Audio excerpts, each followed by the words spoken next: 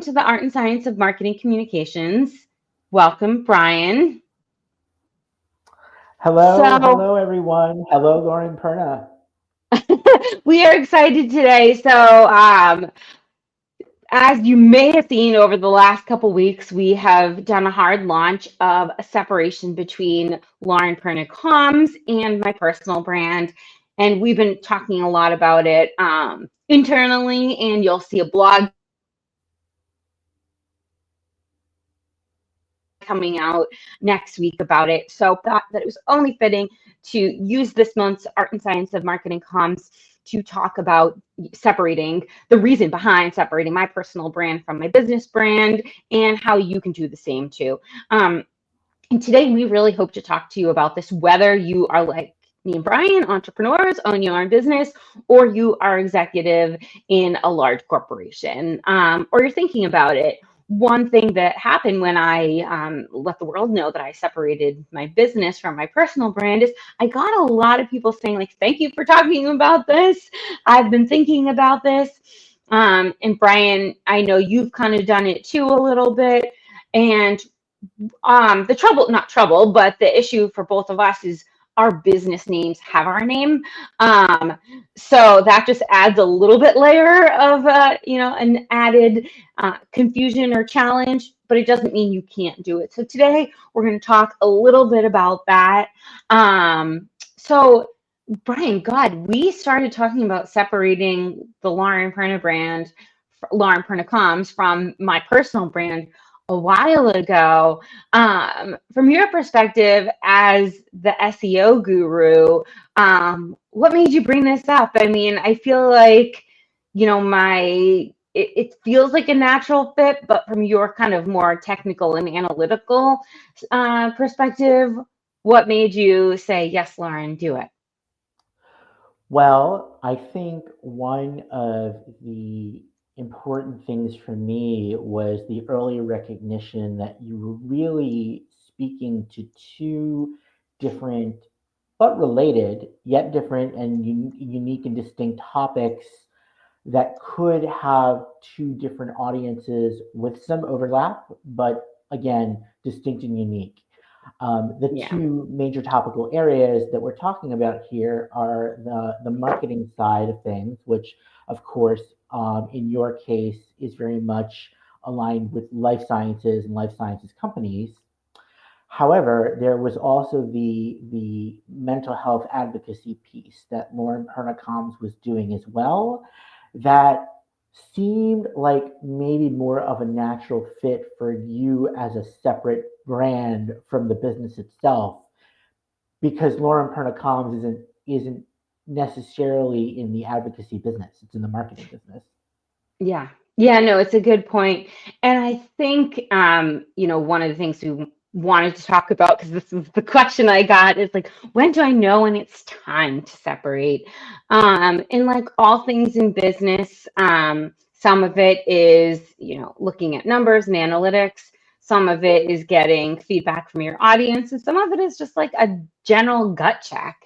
And I think I probably mentioned it when we knew we were going to redo Lauren Pernicoms. I had done the website 4 years ago, and I have to say that for most businesses, I don't think things changed too much. I just knew I'd been using a little bit different language, and some of the offerings really didn't want to focus on anymore. So I knew that I was going to update our offerings, and I wanted to add you guys. I wanted to add all my writers in a more cohesive way. So when I was thinking about that, I knew we had that like Meet Lauren page that talked all about my advocacy, and it did kind of feel out of left field. Of course, my mission, and Brian, too, you're a mental health advocate as well, is that mental health is health. And that I think was the tie in the beginning, was really talking about, my mental health advocacy is my story. I'm a storyteller. And I was trying to make that connection between I tell my story of health so I can help you tell yours, because the people we focus on and the companies we help are all in the health ecosystem. However, I was getting a lot of feedback from people like, oh, I don't really understand like the connection. So that was my first kind of gut check, is that people were saying like, oh, that's so interesting. No, I didn't really understand the connection. So when you feel yourself having to over explain, I think that could be one cue. And as Brian said, another cue is really that kind of separate audiences. And I found myself on LinkedIn when I was creating posts, I did feel like the posts I either tried to connect the two, which it can be really challenging, or I was kind of just had two different buckets, which that's fine to have different buckets. What's not as fine is when the buckets are different audiences. And that's kind of what you're saying too, Brian, is, and this isn't just for my social media, it's, my website and the blog and stuff. Because we have a very strategic blog map for the year. And, when you mapped it out, there was no mental health topics in that blog. So I think that was a little bit part of the thought process too, is like, how can we launch the strategic blog and SEO strategy and have something on the page that doesn't make that doesn't align? So I think one question is a twofold for you, is could having that kind of left field page on your website cannibalize your progress with your business? Could, if we kept the mental health page on there and we did all this incredible work with creating these really rich blogs about marketing and life science and writing in the ecosystem, could I have been cannibalizing my efforts, I guess, is the first part of the question. Yeah, well, I think it's interesting because as an SEO, I often think about it a lot in terms of like, is this going to confuse Google? Yeah, But exactly. oftentimes it's the same question, right? Is this going to confuse my reader? Like, Yeah, is my blog coherent? Am I telling a coherent, cohesive story on here, or am I telling multiple different stories and trying to kind of jerry rig them together? And I think maybe in the beginning, it felt maybe a little bit more cohesive as you were kind of starting to build the brand. But as the brand started to mature, they started to diverge a little bit. And you realize that maybe now you were trying to hold something together that didn't really belong together as much. And another thing you touch on there is just the idea of scaling in general. mm, That kind of, as LPC and began to scale up, you had more people involved with it. Um, your identity was certainly bound up with the company to some extent, but the company also kind of takes on a life of its own too. That is a little bit distinct from your identity in a way that maybe felt a little bit more merged in the beginning. So when you that's start true. to scale up your business, you may start to feel that pull, that like, oh, I need to start maybe making more of a boundary between me as a person and my business that I've now created. Yeah, and I think that, this conversation today, we really wanted to use our example as, the topic. But I think that this can really still apply to a company with sub brands or products that want to have their own identity, their own brand identity. Um, and I think, one question that brand architects always want to, address is, how do these two sub brands, or, there's so many different types of brand architecture in the marketing world that we'll address more in the blog. But, when companies have multiple brands, how do you know that they're distinct? How do you know that they're complementary? Do they always need to be? So, if you think about a brand, let's, pivot a little bit from my life science world, and let's talk about like a brand like Kellogg's. Um, if you purchase a Kellogg cereal, it always says Kellogg's in the corner. So you know what it is. But if you look at a brand like Unilever or Johnson and Johnson, most of their products you wouldn't even know that are created by those two companies. Like Dove soap is created by Unilever. There's so many small brands underneath the Unilever brand, but they really keep them separate. So there are different, structures, but how for a company that wants to act more like the Kellogg's or a Google, that's another great example where everything is Google. They have their brand identity, but how can companies be that, create that kind of complementary but distinct brand identities? And we can obviously talk about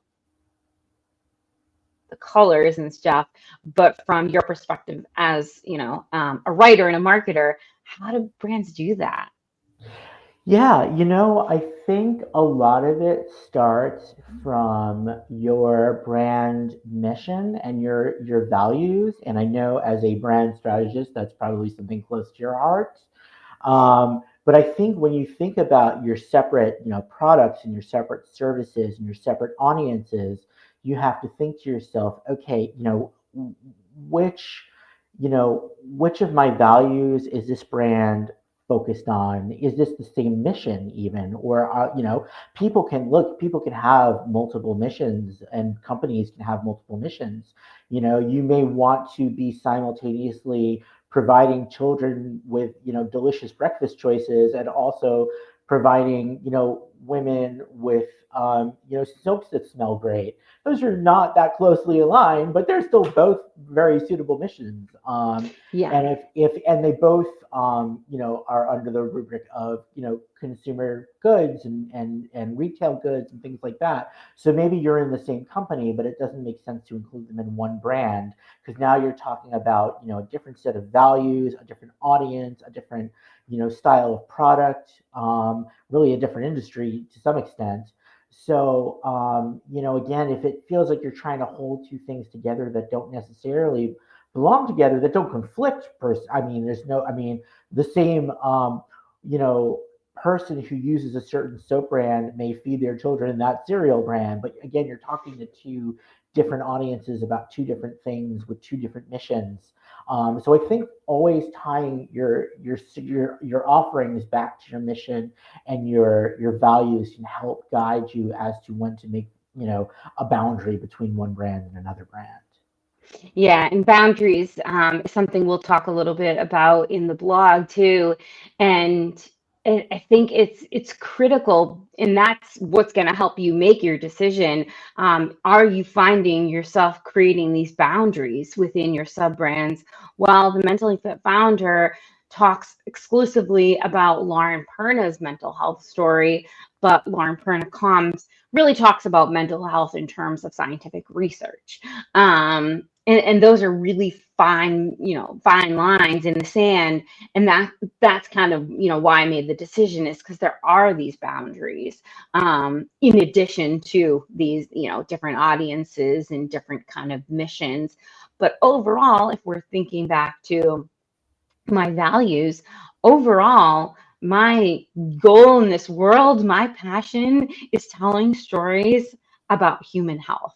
And that is, my North Star for both my personal brand and my business brand is, telling stories of companies innovating and making health more equitable for patients across the globe, whether that is telling stories of companies that are working on devices for ocular diseases, or people like me that are just telling my mental health story to raise awareness.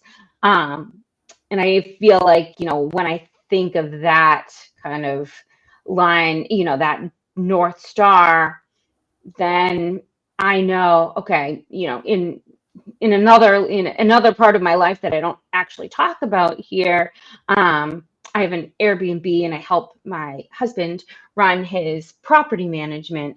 Um, that is just not something I would ever put under the Lauren Perna auspice because it just doesn't align at all. It is something we do to sustain ourselves, but it is just, it's nothing to do with human health. So hopefully that kind of example gives you an idea.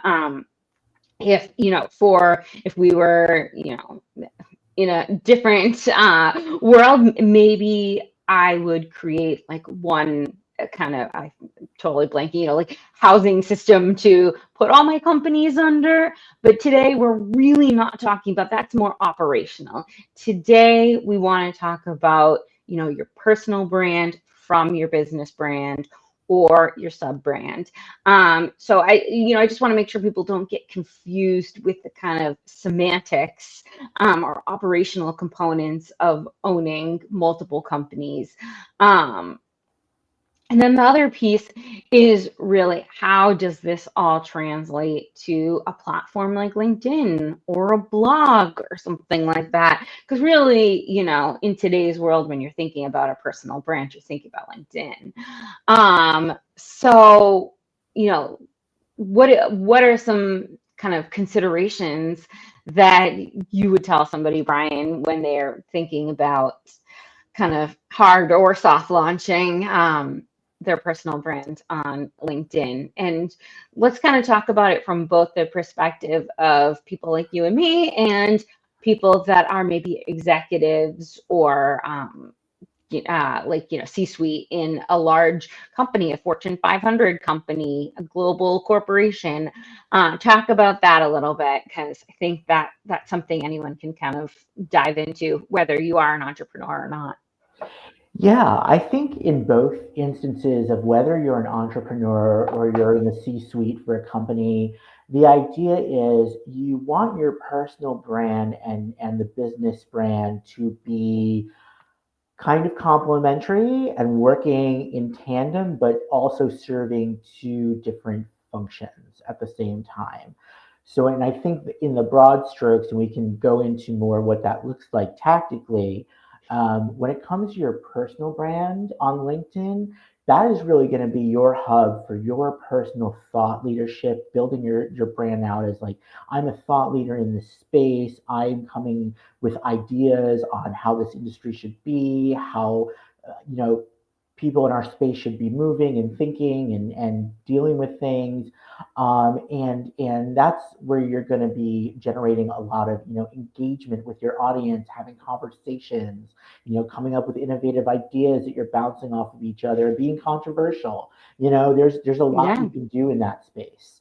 And then I think on the business side, that is where you get to be a little bit more tactical with your nitty gritty, both in terms of, sharing your content.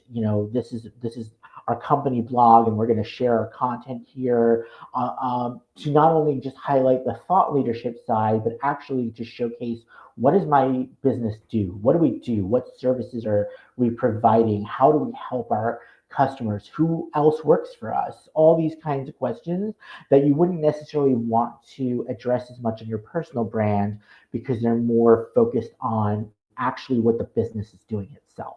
Sales. Yeah, exactly. Yeah. And think about it, when you read somebody on LinkedIn with, a long thought leadership blog, and then at the end it says like, this is our offering.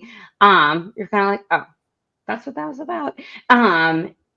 Now, take that with a grain of salt, because when you are growing your business or starting, or an entrepreneur like you and me, that's totally fine. And that's absolutely where you should start. I'm talking about more, established businesses, more C-suite, as part of like a global corporation. And of course it's fine for those people to direct their audience to a blog or to a report to download. But when it feels very hard salesy at the end of this, like, well thought out post, it feels a little bit of a letdown, because you're like, oh wow, the whole reason they were talking about this was to get me to buy their product. Mhm. Instead, I really want to hear what they have to say, because I'm already interested in their product. So just kind of bearing that in mind. And again, if you're just starting out like us, of course you're going to send people to your product. Like, it's, that's a no brainer. but I just think as you grow, making that definition is, like Brian said, the personal brand is that controversial, opinionated thought leadership, whereas the business is really just a little bit, I would say, more conservative. That said, there's exceptions to every rule, and that's why marketing is so frustrating, guys. And so Yeah, fun. and fun. Yeah, fun. I should start with that.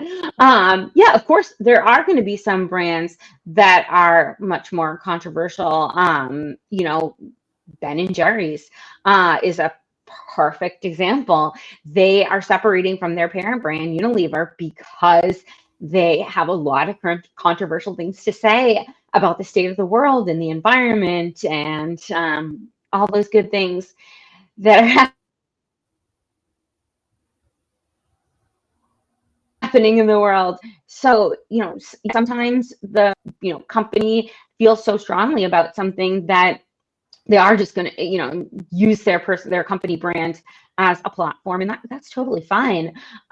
It's just recognizing that that is more of the exception to the rule than the rule itself, right?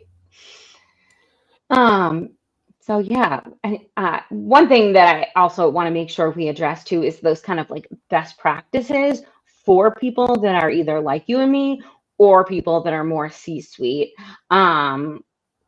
Especially in the life science sector, because I think that life science is kind of almost one of the originators of the thought leader. There's all types of thought leadership content in life science that, maybe more falls into academic writing, but thought leadership from the personal branding perspective that we're talking about. When I joined LinkedIn, however many years ago, we won't even talk about it. It was very much the life science leaders that I engaged with were really starting that trend of, the kind of thought leader content as it relates to their business, but is separate. Um, so, what are some best practices that you would share for somebody like that? That's like, yeah, I have 15,000 followers because I'm the CEO of, ABC Pharma, and I'm not really sure what to do with it. And a lot of those people are just gaining momentum simply because of their title, which is great. And you'll see a lot of times you can tell before the company has put a strategic plan in place for these people, because you can kind of see they post like once a week. They're just sharing big news. They're resharing. Maybe they're sharing like, promotions or press releases. You can always tell when the marketing team has been like, all right, Mrs. CEO, time for us to take it over. What are some best practices you would share with Mrs. CEO or her marketing team? Yeah, so I think the number one thing, especially on the personal brand side, would be um, it's personal brand for a reason. Be personal. You have to be a Yeah, person. You have to true. share yourself. Not to be. That's not to say you have to post your social security number on there, but like you need to be, a little bit vulnerable, a little bit. People want authenticity. They want to know the real you. They want to know what you really think. And sometimes that's a little bit scary.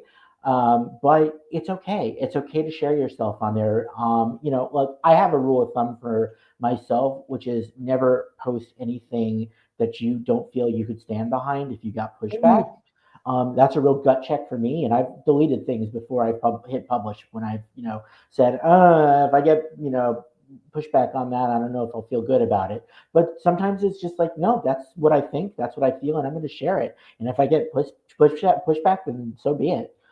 That's who I am, and I stand behind it, and aligns with my mission, aligns with my values. I'm good. Um, so that's, I think, the number one thing is you really want to come off as a real human being in your personal brand. A company can get away with sounding a little bit less in that way sometimes, but people can smell a phony online from a mile away. So you want to be careful about that. yeah, absolutely. I think that's a great point. And we'll just kind of add the disclaimer here too, is that in the case where you are a C-suite, this is crucial to have kind of parameters in place to work with the marketing team and the comms Mhm. team to make sure that you are setting a good example for your employees, or you have kind of regulations in place. And maybe it's something as simple as, opinions are my own. Um, Mhm. People used to do that a lot more on Twitter. I think it's kind of assumed these days, but if that's what's going to satisfy the legal team, then that's exactly what you should do. Um, but I think that we've kind of come to a point where people understand, this is, like Brian said, a real person behind the brand. Um, now, what about for small business owners? I think that is probably a little bit more of the gray area, especially for these small business owners. They probably, have like less than 1,000 followers on their business page. They're, still trying to find their way. Mhm. What would you say are some best practices for that kind of, person that's still trying to figure it out? Let me give you a best practice that I am guilty of violating from time to time, and I am ashamed of it. And I'm making an out loud intention setting note here to not do it, which Do as is I say, not as I do. not That as should I be the was doing.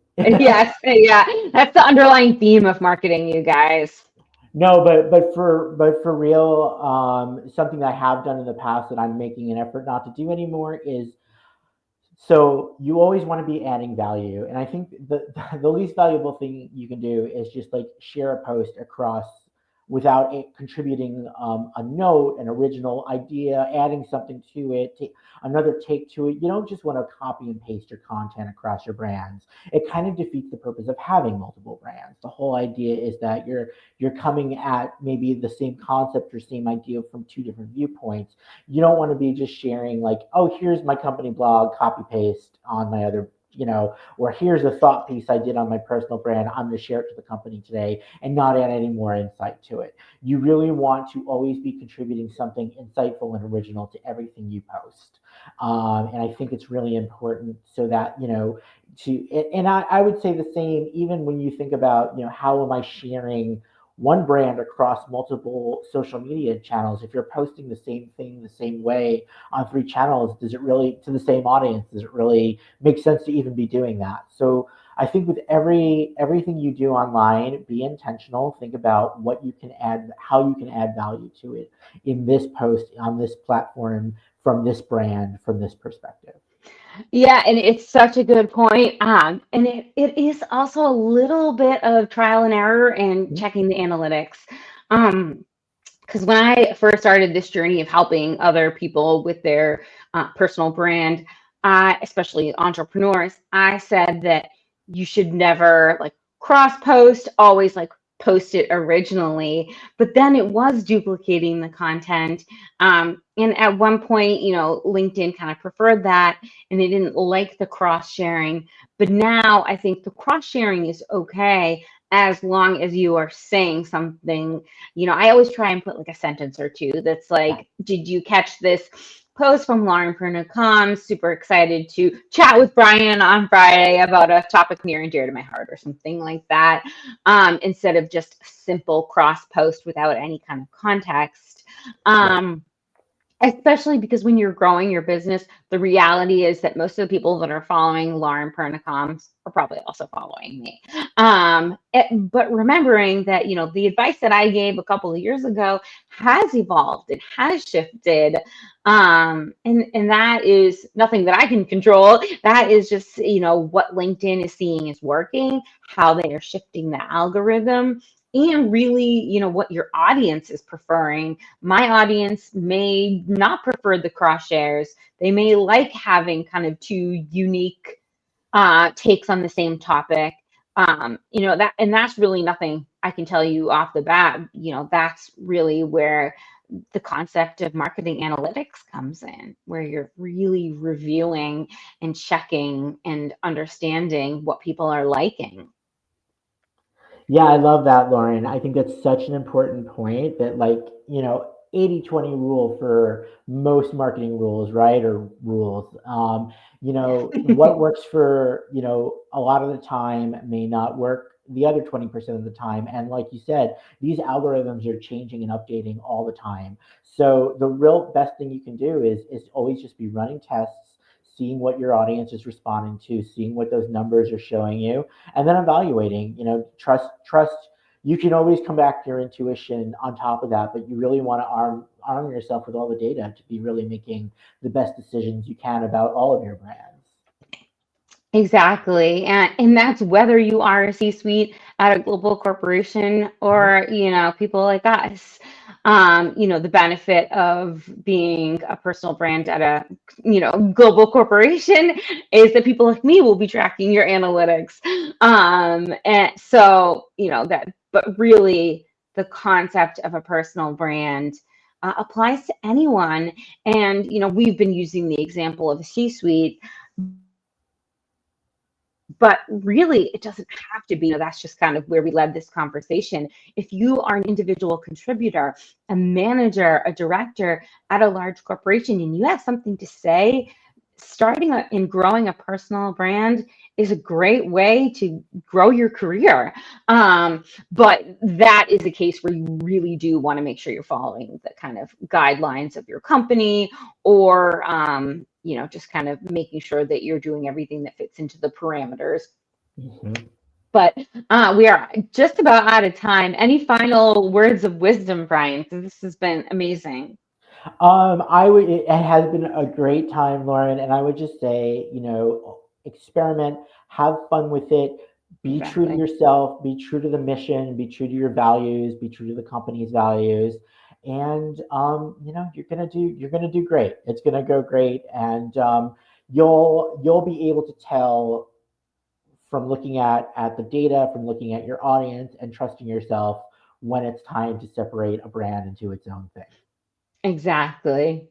All right, guys, we'll have a lovely weekend. We'll have a blog come out next week that will dive into this topic even a little bit more, and especially from more of a sub brand perspective, not just personal sub brand, but, even more, segments of a company. So check that out, and we will see you next time.